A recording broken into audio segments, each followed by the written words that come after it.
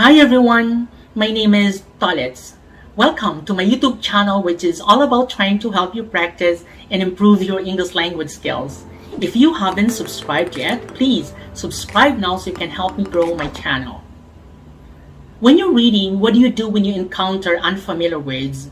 How do you deal with those unfamiliar words without interrupting your reading? Do you right away look the unfamiliar words up in a dictionary? Or do you use the word parts? Or do you use the surrounding words to determine what those words mean? If you look all the words up in a dictionary, you may forget where you are, or you may forget the whole paragraph. It's not good to stop reading very often to look words up. It will disrupt your reading. But when a precise meaning is required, when clues suggest several possible definitions, and when nearby words are unfamiliar, a dictionary should be consulted. Learning the meaning of a word through its use in a sentence or paragraph is the most practical way to build vocabulary, since a dictionary isn't always available when you encounter an unknown word, most especially when you're taking a vocabulary test. There are 3 strategies that you need to become independent readers: using context clues, using word parts, and using dictionary. In this video lecture, I will discuss only context clues, the commonly used types of context clues, and how to use them. By the way, what are context clues? Context clues are words, phrases in sentences that surround an unknown word and provide clues to its meaning. These context clues are not only in written form, they can be oral context such as conversation, lecture, film, and television.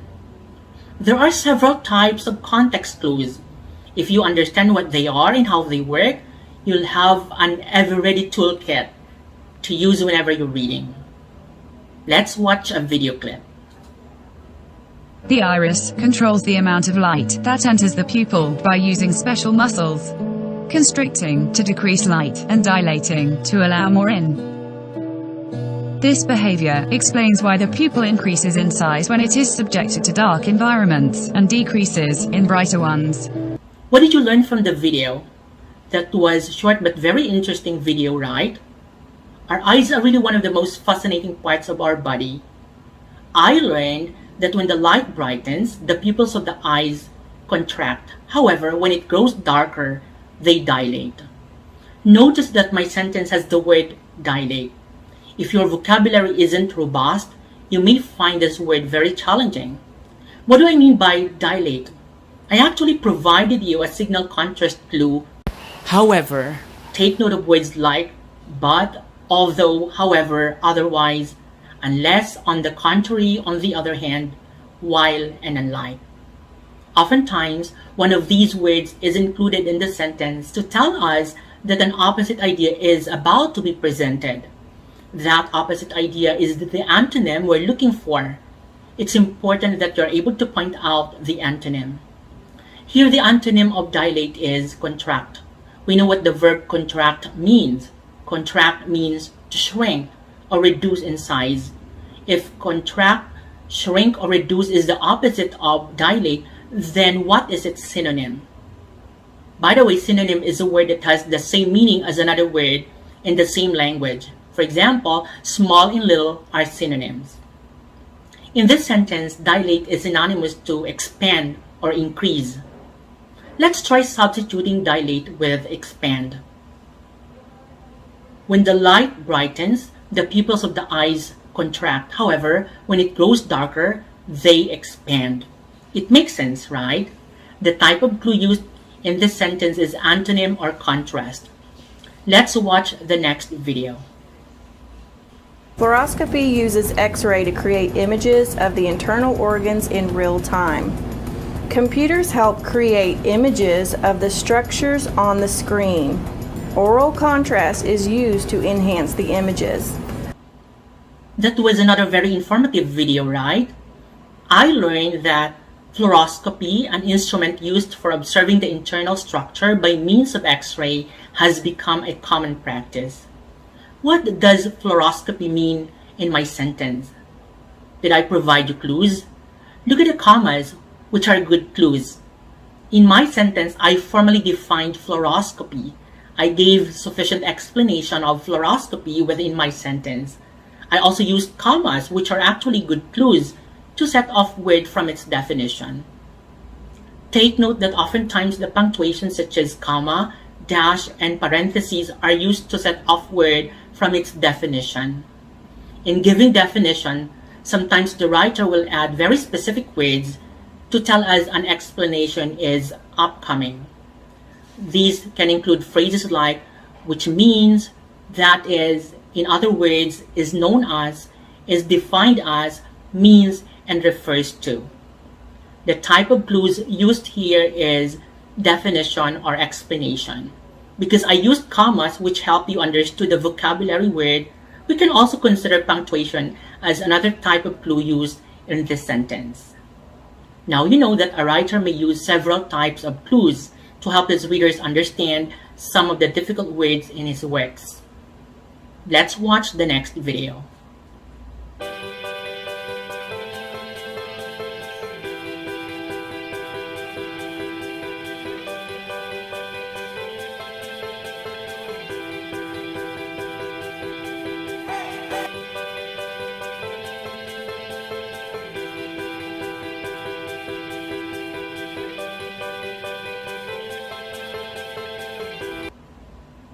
I think you'll agree with me that Angel Locsin has natural beauty and graceful charm. She was once in demand and became the cynosure of all eyes within and outside Philippine showbiz industry. Again, my sentence includes an unfamiliar word. Are there clues in my sentence that can help you understand the word cynosure? Look, I said the same thing twice. Once with the more difficult word cynosure, and in a simpler way, all eyes, right in the same sentence. I mentioned similar idea or restated the same idea. The phrase all eyes conveys that Angel Locsin was once the focus of interest or attention. So cynosure means a center of attraction or attention. One of the synonyms of cynosure is focus. Let's substitute cynosure with focus. She was once in demand and became the focus of all eyes within and outside Philippine showbiz industry. Well, focus doesn't completely fit in the sentence, but it makes sense. The next time you encounter an unfamiliar word like cynosure, don't let it slow you down. Just keep reading. A definition or restatement clue may be coming right up. The type of context clue used in this sentence is synonym. Let's watch the next video. I don't want lunch. I want breakfast. Yeah, well, hey, I'm really sorry. Yeah. Well, hey, I'm really sorry too. Were you surprised by what the character did in the video? I know you were. I hope that won't happen to me. The man's belligerence surprised everyone. He took out a gun when the crew member refused to give his order for breakfast. Without the video, the word belligerence can be a bit difficult to understand because the clues are in the general sense of these sentences. As a reader, you have to look beyond the sentences, sometimes even at the entire passage for understanding. Here you will need to infer. You will need to point out what is suggested by the writer, the idea that is not clearly stated but is suggested from the description of a situation. If specific context clues are missing, looking for inference clues is best to use. Just look for those clues. They're spread over the sentences or even the whole passage. You can figure out what belligerence means because you know that the man was angry. He glared at the crew. He took out his gun to scare the crew member. The man had an aggressive or hostile behavior. The type of clue used in this item is general sense or inference clue. Two words that are synonymous to belligerence are aggressiveness and hostility. Let's do the substitution. The man's aggressiveness surprised everyone. The man's hostility surprised everyone. Both of them make sense. Let's watch the next video. Hi folks, this is all the fruit, and today I want to show you some edible fuchsia fruit. I'm on the island of Tenerife, about 800 or 900 meters above sea level on the north coast. There is sunshine everywhere, and those edible fuchsias, they are hidden in the only shady spot. Now I know that hummingbird fuchsia fruits are edible, able to be eaten. In my sentence, I used punctuation, a comma, to help you understand the vocabulary word edible. The word edible is set off from its meaning, able to be eaten, by a comma. Take note of punctuation clues such as comma, dash, parentheses, and quotation marks. The type of clue I use in my sentence is punctuation. This type of clue doesn't only include punctuation marks, but also include capitalization and underscoring or underlining. These clues can make you aware of an important word. They can tell you that a word or phrase being defined is a name or a book title. Again, the type of clue used in this sentence is punctuation. Let's have the next video.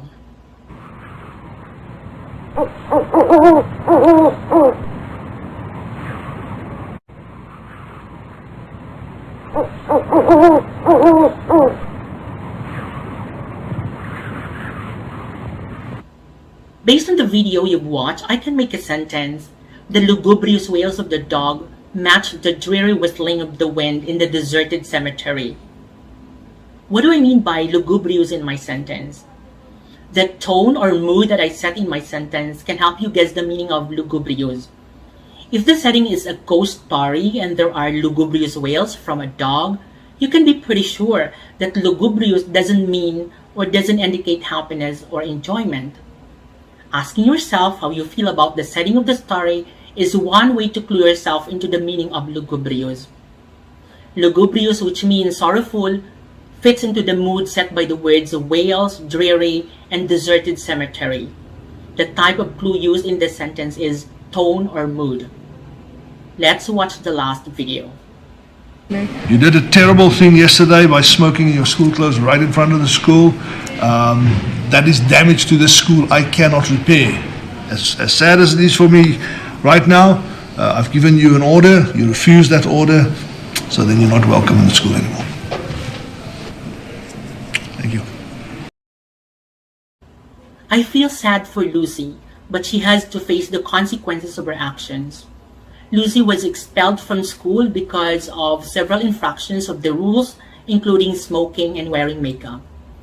What do I mean by infractions in my sentence? I provided you examples to help you understand the word infractions.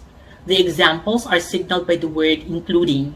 So watch out for example signal words like including, for example, for instance, such as specifically and to illustrate. Lucy committed violations of the school's policies because she smoked and wore makeup. I cleared up the vocabulary word infractions by giving you examples. The type of clue used in this sentence is example. Look at this picture. The weeds are so profuse that I can hardly see the flowers. This is an example of cause-effect sentence.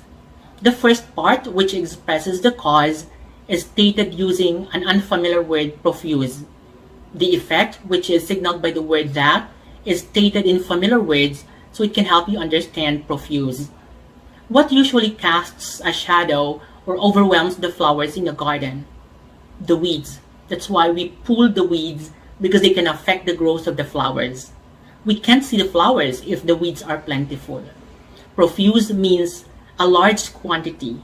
Profuse is synonymous to plentiful. Let's try substituting profuse with plentiful. It makes sense, right? Take note of words that signal cause effects such as because, consequently, that, so, since, if, then, therefore, accordingly, for this reason, and as a result. The type of clue used here is cause effect. I hope after watching this video, you'll sneak off with a book as if it's a big bag of chocolate chip cookies. Thank you very much for watching and learning with me. Bye!